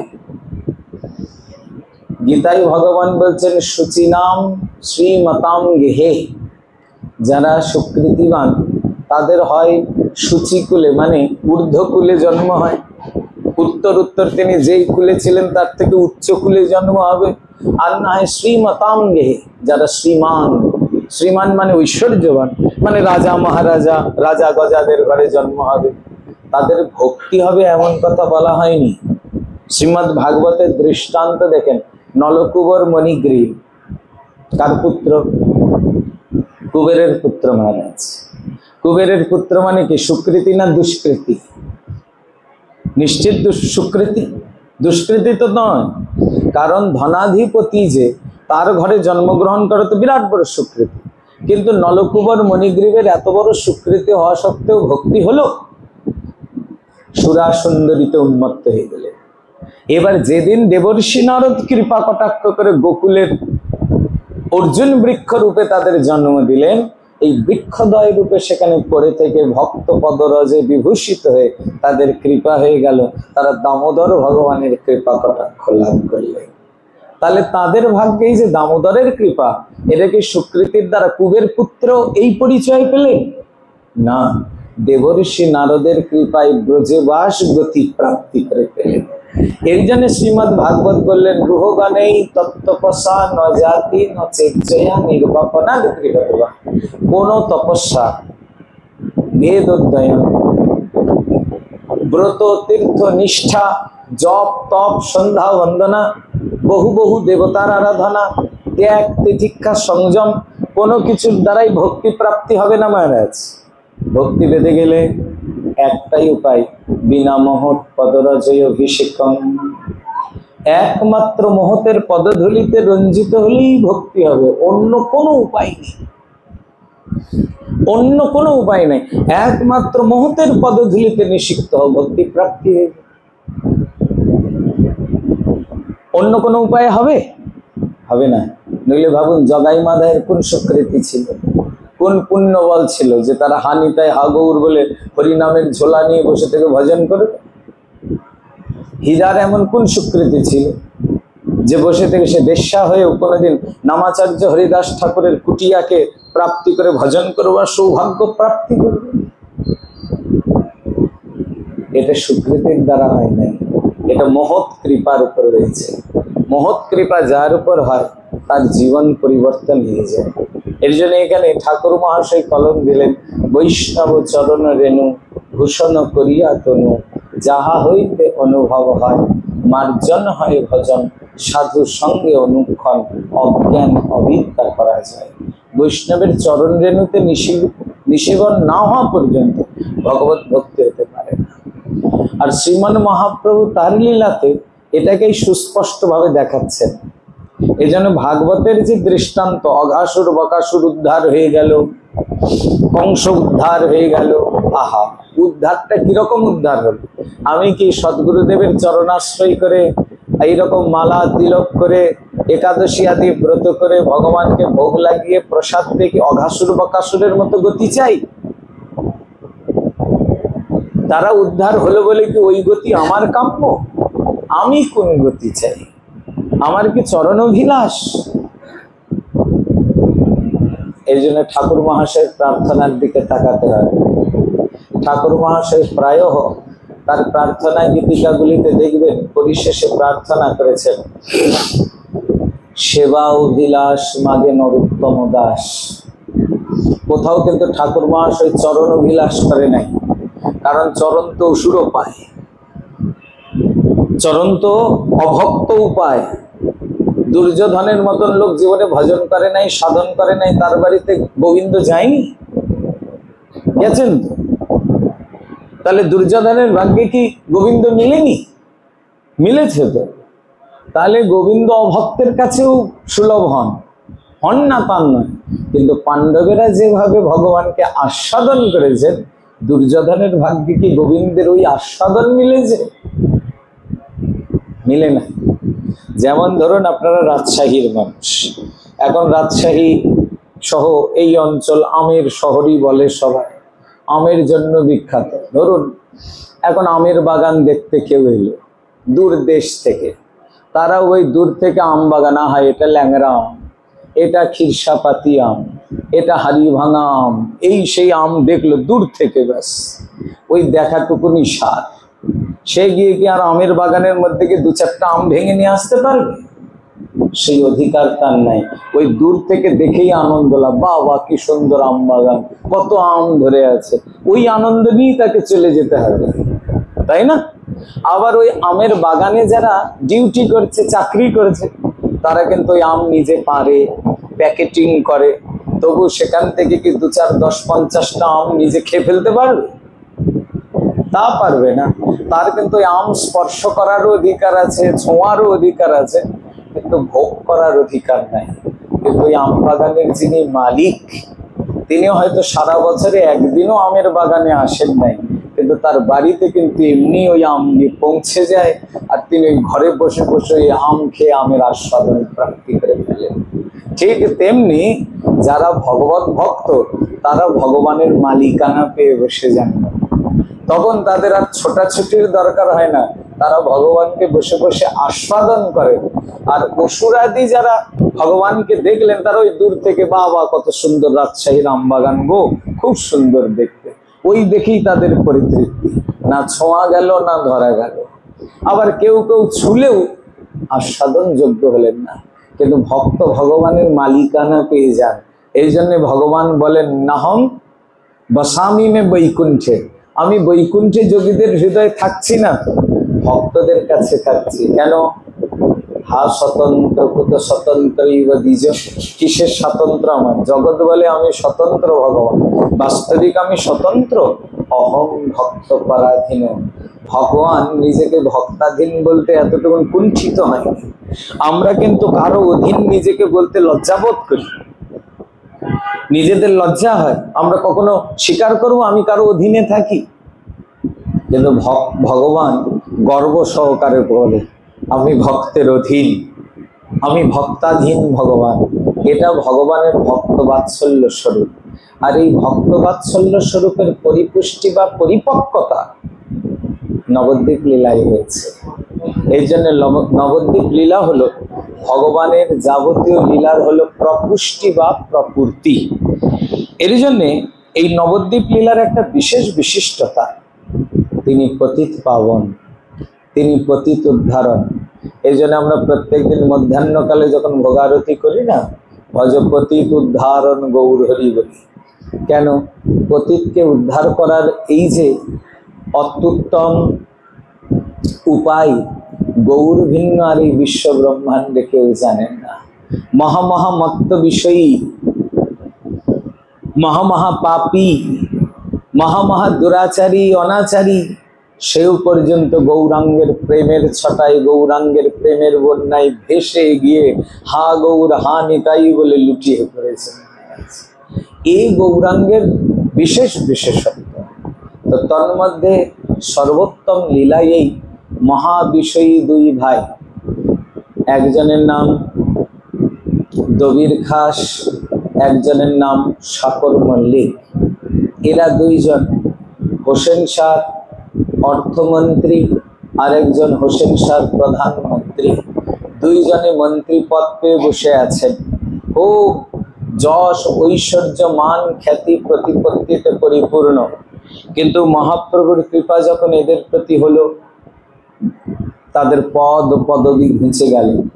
এরাই পরবর্তীতে আমাদের গৌড়ীয় বৈষ্ণব জগতের প্রধান দিকপাল, রূপ সনাতন নামে এই জগতে বিখ্যাত হয়েছেন। তন্মধ্যে সনাতন গোস্বামী যখন গৌরাঙ্গের কৃপায় মহাবৈরাগ্যবান হলে, তখন তার রাজকার্যে জলাঞ্জলি করে গেল। হোসেন শাহ তাকে সহ্য করতে পারেন নাই, তাই হোসেন শাহ সনাতনকে কারাগারে আটকে দিয়েছিলেন। রূপ গোস্বামীর তখন প্রবল বৈরাগ্য হলো, তিনি বিষয় বৈভব সব ছেড়ে দিয়ে মহাপ্রভুর চরণে চলে এলেন। যা ধন সম্পত্তি ছিল সব লুটিয়ে দিলেন। সামান্য কিছু অর্থ রেখেছিলেন এক ব্যবসায়ীর কাছে। হোসেন শাহ যখন দাক্ষিণাত্য বিজয়ে রওনা হলেন, সনাতন দেখলেন এটাই সুযোগ, আর সুযোগ হয় কি না হয়। তিনি কারাগার অধ্যক্ষ যিনি ছিলেন, ওই রক্ষিত সম্পদ তাকে উৎকোচ প্রদান করলেন, মানে ঘুষ দিয়ে দিলেন। দিয়ে বললেন, দেখো আমার প্রতি যদি তুমি সদয় হয়ে আমাকে ছেড়ে দাও, তোমরা যেমন মক্কা মদিনায় গিয়ে তোমাদের পুণ্য লাভ করো, হজ করে এসে পুণ্যবান হয়ে যাও, আমিও তেমন আমাদের হিন্দুদের তীর্থক্ষেত্র গয়া কাশী বৃন্দাবন চলে যাব, তাহলে আমিও পুণ্য লাভ করব। আর তোমাকে যে অর্থ আমি দিচ্ছি, এই অর্থে তুমিও তোমাদের তীর্থ মক্কা আদি ঘুরে এসে 7 পুরুষ বসে বসে খেতে পারবে, এমন সামর্থ্য প্রাপ্তি হবে। তখন তোমার আর হোসেন শাহর অধীনস্থ হয়েও থাকতে হবে না। কারাগার অধ্যক্ষ দেখলেন তাই তো, তিনি চিরতরে তার দাসত্ব ঘুচিয়ে দিয়ে সনাতনের সেই অর্থ নিয়ে সনাতনকে মুক্ত করলেন। সনাতন মুক্তি লাভে গৌর চরণে যাত্রা করলেন। যাত্রাটা সহজ ছিল না, অনেক দীর্ঘ পথে যাত্রা করে কাশী ক্ষেত্রে মহাপ্রভু এসে উপস্থিত হয়েছেন। মহাপ্রভুর কাশী ক্ষেত্রবাস একটা বিশেষ। আপনারা চৈতন্য ভাগবত কোনো সময় করে দেখবেন। চৈতন্য ভাগবতে ব্যাসাবতার বৃন্দাবন দাস ঠাকুর বললেন, কাশীপুর হইল দ্বিতীয় নদিয়া নগর। মানে মহাপ্রভু এখানে প্রায় 3 মাস বাস করেছিলেন। আর এই 3 মাসে কাশীকে তিনি একেবারে জ্ঞানবাদীদের দেশ থেকে, মানে জ্ঞান কর্ম আদি ঘুচিয়ে দিয়ে ভক্তিতে টলমল করিয়ে দিয়েছিলেন। কাশী ভক্তি নগরী হয়ে গেছিল মহাপ্রভুর সময়। আর এই সময় সনাতন এসে কাশীপুর প্রবেশ করেন। তিনি কাশীতে এসে যখন মহাপ্রভুর পদাব্জে এসে উপনীত হন, মহাপ্রভু তখন চন্দ্রশেখর আচার্যের বাড়িতে বসে আছেন। প্রভু বুঝতে পারলেন সনাতন এসেছেন। প্রভু আনন্দিত হয়ে ভক্তদের বললেন, যাও, বাইরে একজন ভগবত ভক্ত প্রবর এসেছেন। এখন ভক্তরা ছুটে এলেন বাইরে। বাইরে এসে দেখছেন কোনো তো ভক্ত নাই, দরবেশ বসে আছে। এখন প্রভুর কাছে এসে বলছেন, প্রভু আপনি তো বললেন ভক্ত প্রবর, কিন্তু ভক্ত তো দেখছি না, দেখছি দরবেশ। প্রভু হেসে বললেন, দরবেশকেই ধরে নিয়ে এসো। কারণ এতদিন ধরে কারাগারে আটকে আছে না, দাড়ি গোপ বড় বড় হয়ে গেছে, চুল বড় বড় হয়ে গেছে, আর গায়ে যে জামা ছিল শতছিন্ন হয়ে একেবারে সেটা একেবারে দরবেশের আলখাল্লার মতো হয়ে গেছে। ভগবান মহাপ্রভু বললেন, ডেকে নিয়ে এসো। প্রভুকে ডেকে নিয়ে এলেন ভক্তজন। যখনই সনাতনকে বলেছে প্রভু ডাকছে, সনাতনের অঙ্গ কম্পিত হতে শুরু করলো। অহু ভাগ্যে ভগবান আমায় ডেকেছে। দেখেন, এটা কখনো আপনারা একটু ফিল করতে পারেন। আপনারা এই যে রাজশাহী বিভাগের একেবারে বিভাগীয় শহরে বাস করছেন, তো মনে করুন এখানকার যিনি বিভাগীয় সব কিছুর দণ্ডমুণ্ডের কর্তা, তিনি কদাচিৎ রাজশাহীর এই শহর পরিদর্শন করতে এসে একটা সভায় দাঁড়িয়ে হঠাৎ সভার মঞ্চ থেকে আপনার নাম ধরে ডাকল, তখন আপনার ফিলিংসটা কি হবে? আরে বাপরে, ইনি আমার নাম জানেন। চিত্তের মধ্যে কেমন একটা অদ্ভুত আনন্দ হবে এবং গর্ব হবে কিনা। কারণ অত বড় মাপের কেউ একজন আমায় ডাকছেন, এটা বিরাট বড় প্রাপ্তি। তো সাধারণ একটা জনের মানে আমাদের দেশের ক্ষমতাশীল কোনো ব্যক্তি আমাদের নাম ধরে ডাকলে আমাদের আনন্দ হয়। আর অনন্ত কোটি বিশ্ব ব্রহ্মাণ্ডের একমাত্র মালিক ভগবান, সেই ভগবান যদি কোনোদিন আমাদের নাম ধরে ডাকে, তার থেকে বড় প্রাপ্তি আর কি হতে পারে? তখন তার চিত্তের অবস্থা কেমন হবে? আনন্দে অভিভূত সনাতন, ঠাকুর আমায় ডাকলেন, আমারও ডাক পড়লো, আমার মতো বিষয়ী, আমি ম্লেচ্ছ সেবী, আমায় ভগবান ডেকেছে। আনন্দে অভিভূত হয়ে উঠলেন। টলমল টলমল করে প্রভুর পদে গিয়ে একেবারে ছিন্নমূল বৃক্ষের মতন নিপতিত হয়ে পড়লেন। পতিত পাবন, তোমার পতিত পাবন ধর্মের সীমা পরিসীমা নাই। অহোভাগ্য, আমার মতন ম্লেচ্ছ সেবী, জবন সেবী, আমার মতন বিষয়ের কীট অধম কেউ তোমার চরণাব্জে ডেকে নিয়ে এসেছো, তোমার জয় হোক না।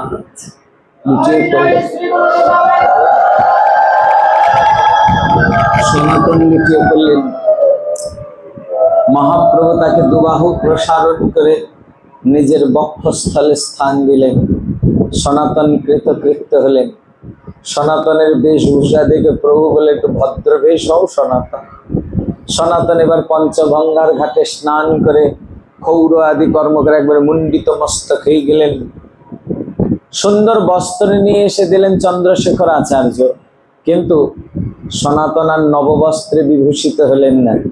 তিনি তপন মিশ্রের একখানা পুরাতন বস্ত্র নিয়ে দ্বিখণ্ডিত করে এক খণ্ড দিয়ে কৌপিন ধারণ করলেন, আর এক খণ্ডে বহির্বাস করে নিয়ে মহাপ্রভুর পদাব্জে উপনীত হলেন। মহাপ্রভু সনাতনের এই বৈরাগ্য বেশ দেখেই প্রসন্ন হয়ে গেলেন। কিন্তু বাদ সাচ্ছে সনাতনের এখনো একটা দামি কম্বল আছে মহারাজ। সনাতন উপলব্ধি করলেন, প্রভু আমায় এত কৃপা করেছেন, এই কম্বলের জন্য বাদ। ফের ছুটলেন গঙ্গার তটে, গিয়ে দেখলেন এক ভিখারি একটা শতচ্ছিন্ন কাঁথা গায়ে দিয়ে ঠক ঠক করে কাঁপছে। সনাতন চরণে লুটিয়ে পড়লেন, হে আমার একটা কল্যাণ করো না।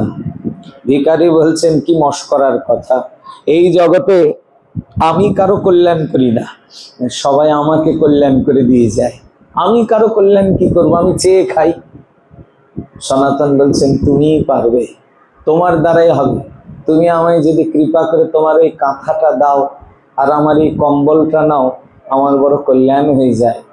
সনাতনের কথা শুনে ভিখারি বলছেন, মস্করা করছো?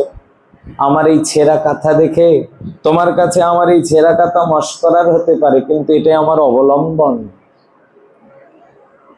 সনাতন লুটিয়ে পড়লেন ভিখারির চরণে, ভাই তোমার ওই অবলম্বনটাই আমায় দাও, আমার বড় কৃপা হবে গৌরাঙ্গের, আর আমি তোমায় এটা দিয়ে দেব যেটা হলে তোমারও জীবন সফল হবে, তোমাকে আর কষ্ট করতে হবে। ভিখারির কাছ থেকে ছেঁড়া কাঁথা নেওয়ার জন্য দামি কম্বল বিনিময় করে নিয়ে এলেন মহারাজ। এবার ছেঁড়া কাঁথা পরে যখন প্রভুর সামনে দাঁড়ালেন, আহা, প্রভু এই বৈরাগ্য দেখেই প্রীত হয়ে গেলেন।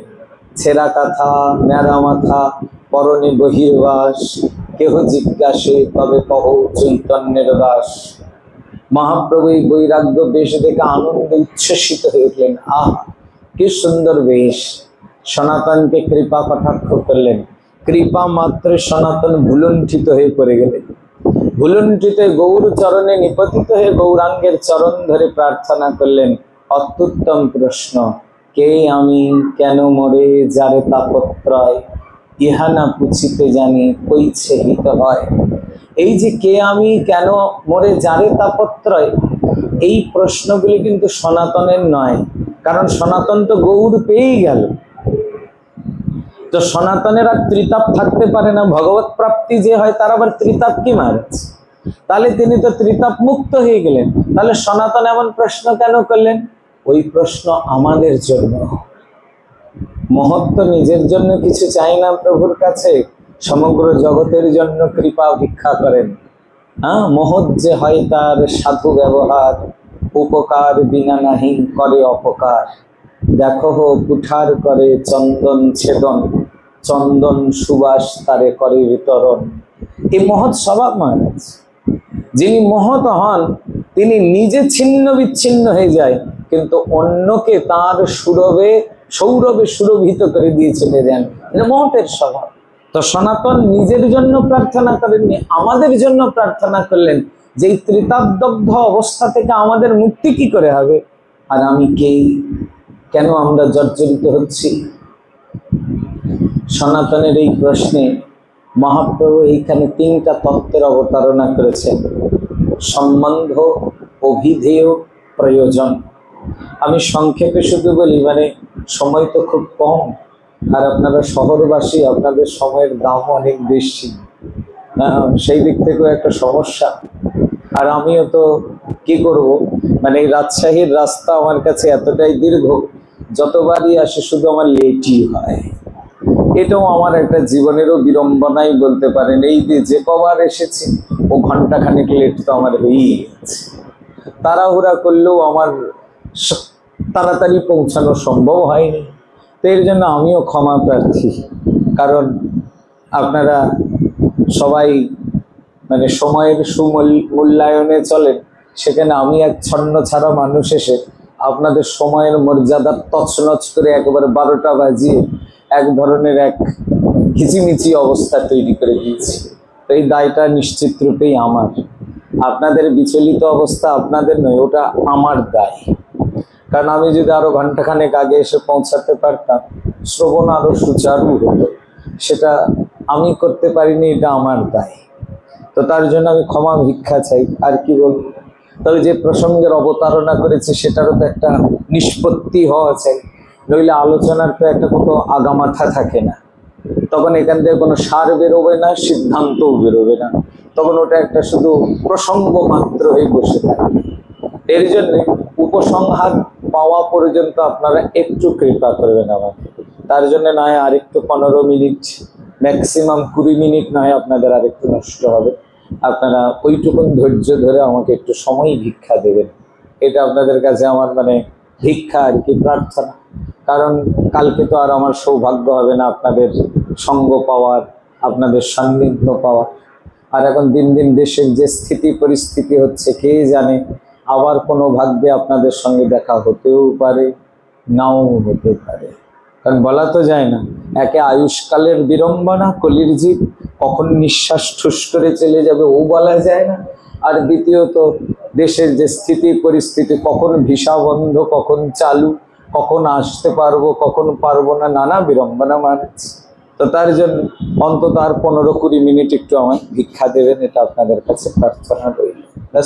কারণ আপনারা চঞ্চল হলে না আমি তখন অস্থির হয়ে যাই। আর একেই তো এখানকার বাতাবরণ খুবই গরম, আর এমনি হ্যাসফ্যাস করছে, কারণ আমি কোনো রকমে গাড়ি থেকে নেমেই ছুটে এসেছি এখানে। একটু দম নেওয়ারও সময় হয় না, আমি যে এক গ্লাস জল খাবো তাও খাওয়া হয়নি। কারণ আমি দেখছি সবাই এখানে বসে আছে যেহেতু অধীর হয়ে, ফলে এখানেই আমার আগে আসা কর্তব্য, ছুটে চলে এসেছি। বলে এমনি আমার বুক ধরফর করছে। আর তারপরে যদি আপনারা ছুটে পালিয়ে যান, ওটা দেখে আমার আরও অবস্থা খারাপ হয়ে যাবে, তখন আমি অত দ্রুত কথা বলতে পারি না, তখন দেখা গেল আমি হাতফেলি করে বসলাম। হ্যাঁ, তো এর জন্য আপনারা একটু কৃপা করে একটু ধৈর্য ধারণ করে একটু 15টা মিনিট আমাকে সময় দেন, ব্যাস, বেশিক্ষণ সময় লাগবে না আপনাদের। তো এবার যেটা আমি বলছিলাম, 3টি তত্ত্ব, সম্বন্ধ, অভিধেয়, প্রয়োজন, আমাদের গৌড়ীয় ভজন নিষ্ঠা এবং গৌড়ীয় যাবতীয় কিছু তত্ত্ব এই 3টা তত্ত্বের মধ্যেই নিহিত আছে মহারাজ। গৌড়ীয় ধর্ম কি, গৌড়ীয় ধর্ম কেমন, গৌড়ীয় ধর্মের পরিণতি কি, এটা যদি জানতে হয় তাহলে সর্বপ্রথমে আমাদের সনাতন শিক্ষার এই 3 তত্ত্বই জানতে হবে, সম্বন্ধ, অভিধেয়, প্রয়োজন। এই জন্য আপনারা চৈতন্য চরিতামৃতের মধ্যলীলার এই সনাতন শিক্ষার এই পরিচ্ছেদ 3টা ভালো করে পড়ে নেবেন, কারণ আজকে তো সময় হলো না, আবার যদি কোনোদিন সময় হয়, মানে এবার নোট করে রেখে দেবো, রাজশাহীতে এটা অসম্পূর্ণ আছে, এটা সম্পূর্ণ করতে হবে, তখন এসে সম্পূর্ণ করা যাবে। তা আজকে সংক্ষেপে আমি শুধু বলি, সম্বন্ধ। সম্বন্ধটা কি? আমরা সাধারণ জগতের মানুষ, আমাদের জাগতিক সম্বন্ধটা আমরা বুঝি। আমরা কারো ভাই, কারো বন্ধু, কারো বর, কারো বাবা, কারো আত্মীয়, কারো স্বজন, কারো পরিজন, এগুলি সম্বন্ধের আমাদের বোধ আছে। এবার শাস্ত্র বলছেন এগুলি সম্বন্ধ অনিত্য। অনিত্য মানে মরণে এই সম্বন্ধ ঘুচে যায়। কারো কারো মরণ পর্যন্ত যেতেই হয় না মহারাজ, মরণের আগেই বাপ বেটাকেই চিনতে পারে না, বউ বরকে ছেড়ে চলে যায়। এগুলো মরণের আগেও অনেকের এইগুলো সম্বন্ধে ছেদ বিচ্ছেদ হয়ে যায়। তাহলে মরণের আগে না হলেও অন্তত মরণে তো এই সম্পর্কগুলির ছেদ বিচ্ছেদ হয়ে যায়। তাহলে এবার প্রশ্নটা এসে যায়, তাহলে আমাদের সঙ্গে কার নিত্য সম্বন্ধ? কে আমাদের? আমি তো সারা জীবন ধরে আমার বন্ধু, আমার ভাই, আমার বর, আমার বউ, আমার ছেলে, আমার আত্মীয়, আমার স্বজন বলে গেলাম, কিন্তু আখেরে কেউ তো আমার হলো না। তাহলে আমার বলতে এই বিশ্ব ব্রহ্মাণ্ডে কে আছে? এটাই সম্বন্ধ তত্ত্ব। মহাপ্রভু এই জায়গাতেই বলেছেন, জীবের স্বরূপ হয় নিত্য কৃষ্ণ দাস। এই নিত্য কৃষ্ণ দাসত্বই হলো আমাদের সম্বন্ধ তত্ত্ব। কেননা এই সম্বন্ধটা যখন আমরা ভুলে যাচ্ছি তখনই বিপর্যয় হচ্ছে। নিত্য কৃষ্ণ দাস জীব তাহা ভুলি গেলা, সেই দোষে মায়া পিশাচি গলায় বান্ধিলা। যখনই আমরা নিত্য কৃষ্ণ দাস ভুলে যাচ্ছি তখন কি হচ্ছে? তখন আমাদের দুঃখ প্রাপ্তি হচ্ছে। অনিত্য সংসারের বেড়াজাল আমাদের আষ্টে পৃষ্ঠে বাঁধছে, তখন দুঃখ। তাহলে এই দুঃখ থেকে মুক্ত হওয়ার উপায়, মুক্ত হওয়ার একটাই উপায়, কৃষ্ণ স্মৃতি। কৃষ্ণ ভুলি যেই জীব অনাদি বহির্মুখ, অতএব মায়া তারে দেয় সংসার দুঃখ। কভু স্বর্গে উঠায়, কভু নরকে ডুবায়, দণ্ড জানে রাজা যেন নদীতে চুবায়। কৃষ্ণ ভুলে গেলেই দুঃখ হচ্ছে, কৃষ্ণ স্মৃতিটাই আমাদের আনন্দ। তাহলে কৃষ্ণের সঙ্গে আমাদের সম্বন্ধটা কি মহারাজ? প্রথমত সম্বন্ধ দিলেন তিনি প্রভু, আমরা দাস। এবার আপনারা যারা রায় রামানন্দ সঙ্গ মহোৎসব আদি আস্বাদন করেছেন তারা জানেন এটার আরেকটু পরিপক্ক অবস্থা আছে। তিনি প্রভু, আমি দাস, বড় কথা নয়, তার থেকে ভালো ভাব তিনি আমার বন্ধু। তার সঙ্গে যদি বন্ধুত্ব করা যায় তাহলে রসটা আরো একটু পক্ক হলে, তাই না? আরো সুপক্ক হচ্ছে। এইবার তিনি আমার বন্ধুর থেকে তিনি আমার সন্তান যদি হন তাহলে আরো বেশি আস্বাদন হচ্ছে। কেন? কারণ বন্ধুর সাথে বন্ধুর কতক্ষণের দেখা সাক্ষাৎ বা সম্বন্ধ থাকে, পিতামাতার থেকে সন্তানের লিঙ্ক তার থেকে বেশি দীর্ঘক্ষণে, দীর্ঘকালে, তাহলে আরো বেশি প্রাপ্তি হলো। এবার তিনি যদি আমার পতি বা প্রিয়জন হন তাহলে আরো প্রগাঢ় আস্বাদন হচ্ছে। এই জন্য মধুর রস এখানে সর্বশ্রেষ্ঠ রস বলে বিবেচিত হয়েছে। কান্তা প্রেম সর্বসাধ্য সার বলেছে। তাহলে কান্তা প্রেমে তিনি আমাদের পতি, তিনি আমাদের সব থেকে প্রাণের প্রিয়জন। কতটা প্রিয়? যতটা প্রিয় নিজের বউ বড় নয়, তার থেকেও প্রিয় যদি কেউ থেকে থাকেন তিনি শ্রীকৃষ্ণ। তাহলে তত্ত্ব তো এটা শ্রীকৃষ্ণ প্রিয়তম বস্তু, আমাদের কাছে সব থেকে প্রিয়তম তত্ত্ব শ্রীকৃষ্ণ। এবার প্রিয়তম হলেও এখানে মহাপ্রভুর একটু অভিনব আস্বাদন, খুব ভালো করে বুঝবেন এই জায়গাটাতে। এটাই মহাপ্রভুর অনন্য দান বা মহাদান। মহাপ্রভু কিন্তু কৃষ্ণকে কান্ত বলতে শুধু প্রতিরূপে তাকে আস্বাদন করতে চাননি। মহাপ্রভুর আস্বাদন একটু অত্যুত্তম। কেমন অত্যুত্তম? এখানে রাধারানীর আনুগত্যময় আস্বাদন। এখানে আমাদের স্বরূপটা মহাপ্রভু বেঁধে দিয়েছেন কৃষ্ণ দাসত্বের থেকে রাধারানীর দাসিত্বই অধিক। এখানে কৃষ্ণ দাসত্ব থেকে রাধারানীর দাসিত্ব, মহাপ্রভু এর জন্য আমাদের যেটা দিয়ে গেছেন সেটা কিন্তু কৃষ্ণ দাস স্বরূপ নয়। কৃষ্ণ দাস তো একেবারে কীটাণু কীট থেকে ব্রহ্মা পর্যন্ত প্রত্যেকেরই স্বরূপ। কিন্তু যারা গৌরীয় হবেন, যারা নিতাই গৌরাঙ্গের চরণাশ্রয় করবেন, তারা কেবল কৃষ্ণ দাস নয়, তারা স্বরূপত রাধারানীর দাসী। রাধা দাসী হলে কি প্রাপ্তি? রাধা দাসী বলি যদি হয় অভিমান, অনায়াসে মিলে যাবে গোকুল কান। একবার রাধারানীর দাসী হতে পারলে অনায়াসে গোবিন্দ মিলে যায় মহারাজ। এই প্রসঙ্গে ছিল ঠাকুর মহাশয় বলে দিলেন, রাধিকার চরণে রেণু ভূষণ করিয়া তনু, অনায়াসে পাবে গিরিধারী। রাধিকার চরণাশ্রয় যে করে সে মহাশয়, তার মুই যাই বলি হারি। রাধারানীর চরণাশ্রয়টাই এখানে সর্বশ্রেষ্ঠ। বিনা রাধা প্রসাদেন কৃষ্ণ প্রাপ্তির নৌ জানে। যতক্ষণ রাধারানীর কৃপা কটাক্ষ না হবে ততক্ষণ কৃষ্ণ প্রাপ্তি হবে না। এই জন্য আমাদের ভজনটা কিন্তু শুধু কৃষ্ণের নয়। একা একটা কৃষ্ণ মূর্তি বসিয়ে দিলাম আর কৃষ্ণ পূজা করলে আমাদের পরাগতি হবে না। আমাদের গুরুদেব আমাদের যে সম্বন্ধ দিচ্ছে তাতে শ্রী বৃন্দাবন যুগল ভজন ধর্মহে করল উপদেশ। আমাদের কিন্তু গুরুদেব শুধুমাত্র কৃষ্ণ ভজন দেয়নি। আমরা কেবলমাত্র কৃষ্ণের ভজন করলেই আমাদের জীবন কৃতকৃত্য হবে না। আমাদের কৃতকৃত্য জীবন প্রাপ্তি করতে গেলে রাধা কৃষ্ণ যুগল পাদ পদ্মে নিজেকে নিযুক্ত করে দিতে হবে। এবার যুগল পাদ পদ্মে কিরূপে নিযুক্ত করব? রাধারানীর দাসী রূপে। রাধারানীর দাসিত্বের একটা পরিপক্ক ভাব আছে মহারাজ, সেই ভাবটাকে একটু বুঝতে হবে। মানে একটু জটিল ব্যাপার তো একটু দম নিয়ে বলতে হবে, নইলে বুঝতে একটু অসুবিধা। আমি যতটা সহজ করে বলা সম্ভব আমি বলবার চেষ্টা করছি, কারণ বাগদেবী এর থেকে সহজ করে বলবার ক্ষমতা আমার গলায় দেয়। যতটা সহজ বলা সম্ভব আমি বলবার চেষ্টা করছি। তো এখানে রাধা দাস্যটা কিরকম হবে খুব ভালো করে বুঝে। এইখানে রাধা দাসীদের শাস্ত্র বলেছেন মঞ্জরি। মঞ্জরি মানে কি? মন উজারি যস্যা সাহ মঞ্জরি। যাদের মনটা রাধা মাধবের সেবায় উজাড় হয়ে নিবেদিত হয়েছে। উজাড় করে দেওয়া মানে বোঝেন, মায়েরা খানিকটা বুঝবেন। অন্তত স্ত্রী লোকের জীবনে বিবাহের দ্বারা যখন তিনি পত্নী হন তখন সম্পূর্ণরূপে একজন স্ত্রী উজাড় করে তার পতির হবার জন্য নিজের যাবতীয় সব কিছুকে বিসর্জন দেন। কি কি বিসর্জন দেন মনে করুন মায়েরা? কি কি বিসর্জন দিয়েছেন এক পতি পাওয়ার জন্য? নিজের বাবা, নিজের মা, বাপের বাড়ি, বাপের ঘর। শুধু তাই নয়, পিতৃকুলের পরিচয়, পিতৃপদবী, পিতৃকুলের গোত্র, পিতৃকুলের যাবতীয় কিছু সব কিছু পরিত্যাগ করে আত্মীয় স্বজন বন্ধু পরিজন সব ছেড়ে দিয়ে শ্বশুর বাড়িতে আসতে হয়েছে। কেন? এক পতিকে পাওয়ার জন্য।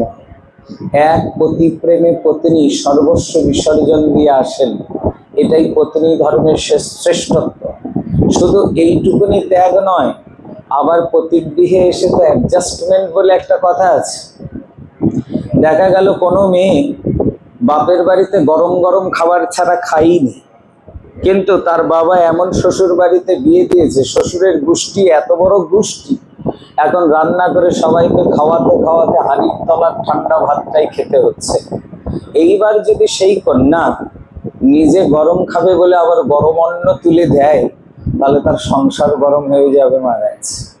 তখন আর তার নিজের বলে কোনো কিছু ভাবার সময় থাকে না। তখন আমার কি ভালো লাগে এটা তখন ভাবার সময় নাই। তখন শ্বশুর কি পছন্দ করে, শাশুড়ি কি পছন্দ করে, দেওর ননদ কি পছন্দ করে, বর কি খেতে পছন্দ করে, এগুলি রান্না করতে করতে নিজের পছন্দ, নিজের ভালো লাগা সব কিছুতে জলাঞ্জলি দিয়ে দিয়ে একেবারে কুলের কুলবধূ হয়ে উঠতে হয়। একজন কুলবধূ হওয়া, তার জীবনের সবকিছু সর্বস্ব ত্যাগের দ্বারাই একজন যথাযথভাবে কুলবধূতে পরিণত হন।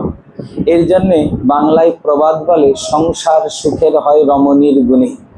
এই যে রমণী ধর্মটাকে যদি আপনারা বুঝতে পারেন, তাহলে এই রাধাদাস্য ধর্মটাকেও বুঝবেন। এখানেও কিন্তু একই রকম, যেদিন থেকে আমরা রাধারানীর দাসী হব, সেদিন থেকে মন প্রাণ চিত্তটা রাধারানীর চরণেই দিয়ে দিতে হবে। এবার রাধারানীর সুখে সুখী হতে হবে। রাধারানী কিসে সুখী, রাধারানীর কিসে সুখ বর্ধন হবে, রাধারানীর কিসের দ্বারা আনন্দ হবে, তার দ্বারা মঞ্জরি নিজের চিত্ত মন প্রাণ উজাড় করে ঢেলে দেন। যেমন একজন পত্নী কেবলমাত্র তার পতির মনোতুষ্টির জন্য, একজন পত্নীর কাছে কিন্তু শ্বশুর শাশুড়ি দেওর ননদ ভাসুর কে কি বললো তাতে কিছু যায় আসে না। তার কাছে সবকিছুই এই কৃত্য কেবলমাত্র পতির মন প্রাপ্তির জন্য, কেবলমাত্র পতি অনুরাগের একমাত্র আচরণ বলে বিবেচিত হয়। ঠিক তেমনি রাধা দাসী কেবলমাত্র রাধারানীর প্রীতির জন্য তখন নিজেকে সম্পূর্ণ উজাড় করে রাধা পাদ পদ্মে নিবেদন করে দেবেন।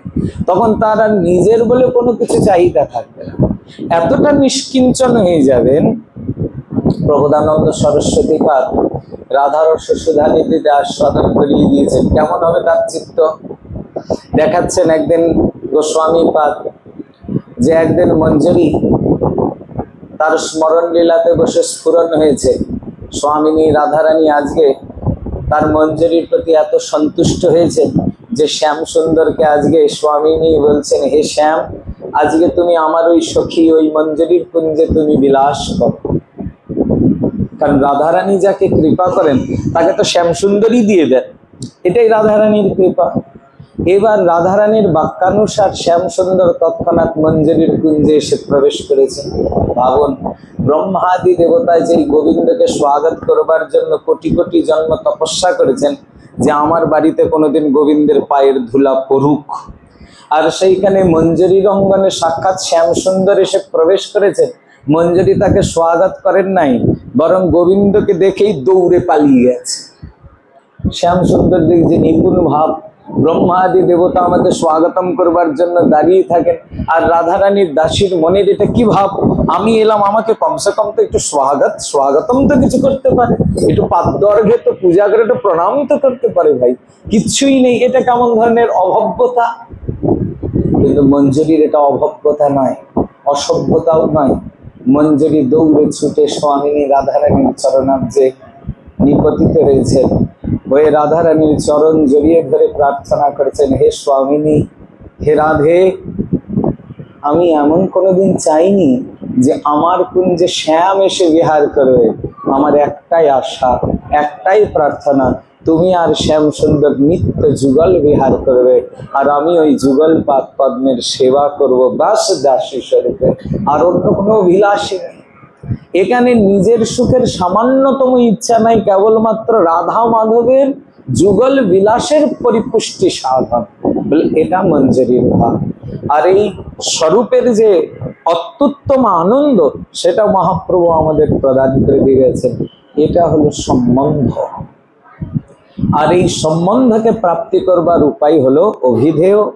আর ওই অভিধেয় পালন করে যেটা আমরা পাবো সেটাকে বলেছেন প্রয়োজন। তো অভিধেয় তো কৃষ্ণ ভক্তি বলেছেন, আর প্রয়োজন তো প্রেম বলেছেন মহারাজ। তো আজকে তো আর আস্বাদন করবার সময়ও নাই, কি আর করা যাবে, ঘড়ির কাটা তো এখন বিদায় বিদায় অবস্থা। যাক, অন্তরে অতৃপ্তিই থাকলো, আস্বাদনের মানে এত দ্রুত হয়ও না। যাই হোক, আবার যদি সৌভাগ্য হয় আর আপনাদের চরণরাজের কৃপা হয়, আবার বসা যাবে কখনো। তো ততক্ষণ পর্যন্ত সবার নিতাই গৌরাঙ্গের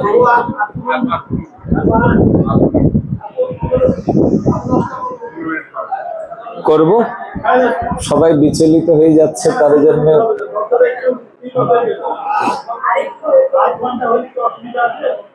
আপনার বাবার